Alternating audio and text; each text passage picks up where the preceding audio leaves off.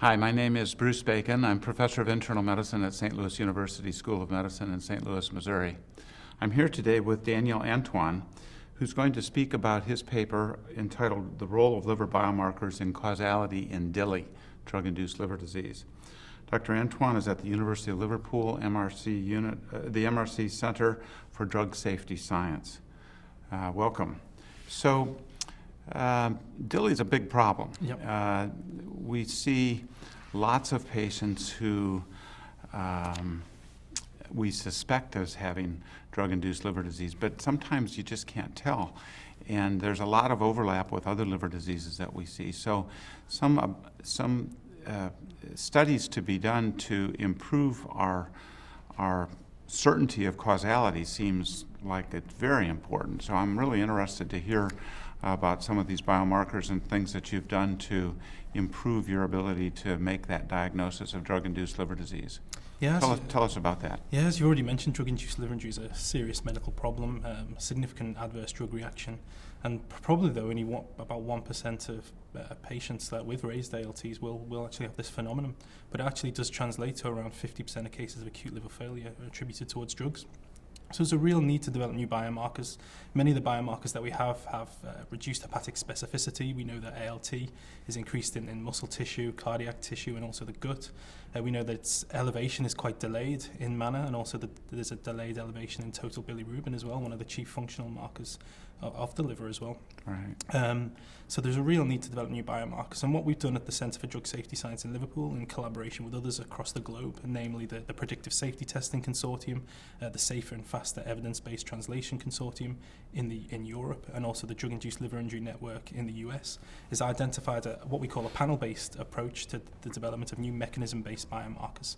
We've identified one in the form of microRNA 122, which is highly expressed within the liver, and it's not only highly expressed within the liver, it's highly expressed within the hepatocyte in the liver. And we've shown from clinical studies in paracetamol overdose that biomarker is elevated a lot earlier than changes in ALT activity and also in changes in INR. And it's not elevated anyplace else? So and we've also shown as well that this biomarker is not elevated in studies with patients that have prolonged courses of exercise as well, where we do see muscle damage and a raised increase in ALT. Okay. And what about other liver diseases? So this biomarker is not disease specific. It's also increased in other. But it is liver specific. It's liver specific, but not liver DILI specific. So the challenge is to try and look at those signatures between other liver diseases and DILI. And one way we've tried to approach that is develop this mechanism-based panel approach, try and understand the mechanistic basis of DILI in a lot more detail, and hopefully design a signature panel of markers that will help us diagnose DILI in a better way. And some of those biomarkers include biomarkers related to mechanisms such as damage-associated molecular pattern molecules, such as high mobility group box1. And we've shown particularly that the acetylated form of that molecule is highly upregulated in DILI patients that have a worse prognosis and die and require liver transplantation, for example. So how available are these biomarkers going to be, and how long, or let me ask it a slightly different way, how long is it going to take before these things will be something that I could use rather than what you're using? So that's a great question. That's a significant challenge that we've now faced within this field, is that we've identified some very, very promising candidates, but they're currently highly dependent on sophisticated bioanalytical technologies. Right. In the form of microRNA 122, you require a qPCR-based instrument, and the acetylated form of HMGB1 requires mass spectrometry-based technologies. But you don't have that in the general chemistry lab at the community hospital. No, and we can't bring a mass spec next to the patient's bedside. So that's really one challenge that we face. But we have identified new significant candidates, and the challenge now is to work with diagnostic companies to bring those tests into point-of-care-based analyses. And what's your timetable?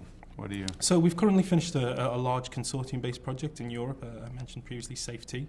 The follow-on project for that is going to bring in an element of developing new point-of-care tests for these diagnostics. So we hope in the next 5 to 10 years we'll have something available that we can test in a validated trial. Boy, that's a long time. Gives you some job security there. You're going to be working hard for quite a long time. Yeah, it keeps us busy.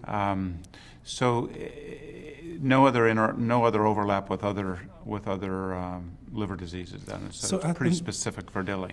I mean, that's kind of the key, isn't it? Well, there is overlap with other diseases, but what we're seeing now that the quantifiable changes are certainly different between DILI and if you like, naturally occurring liver diseases, and the signature patterns of the makeup of these biomarkers appears to be different between DILI and other forms of liver diseases. So that's really what holds the key. Okay.